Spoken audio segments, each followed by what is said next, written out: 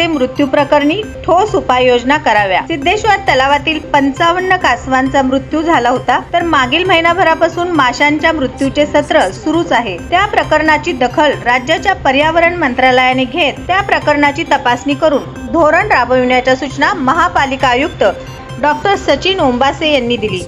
कासवांचे शवविच्छेदन करून व्हिसेरा औंधच्या प्रयोगशाळेत तपासणीसाठी पाठवण्यात आला होता, पण अद्यापही तो अहवाल आलेला नाही। या प्रकरणी आमदार देवेंद्र कोठे यांनी पर्यावरण मंत्री पंकजा मुंडे यांच्याकडे पत्र दिले।